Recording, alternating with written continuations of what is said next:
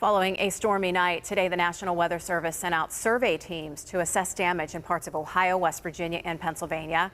A survey team ruled there was no tornado in southern Greene County. Instead, it was an apparent downburst southwest of Oak Forest. KDKA reporter Jessica Guay shows us some of the damage. Residents say this was an intense storm that came through, and the damage that's left behind really shows that PennDOT crews say that it's nearly impossible to count how many trees they've had to clean up. Noisy storms hit quiet rural communities in southern Greene County.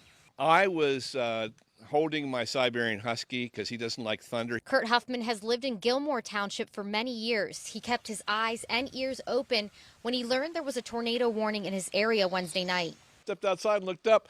I ran and got my dog in. After I got my dog in, then the lights went out. The electric went off.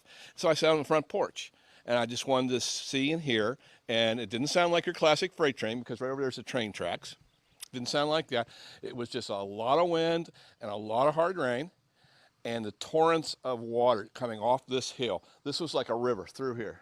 Down the road from his house, we saw a large tree that was cut into pieces so it could be moved off of Tom's Run Road. PennDOT crews tell me they cleaned up maybe 20 downed trees in Gilmore Township.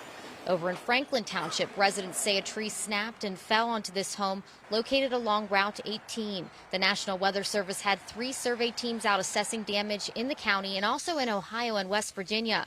The survey team tells me they did not come across damage that indicated a tornado touched down in Greene County. This longtime resident wasn't surprised. Just severe. I've been here for a tornado, and I've heard the freight train sound. Residents in this rural township tell me they did lose power last night and it came back on today.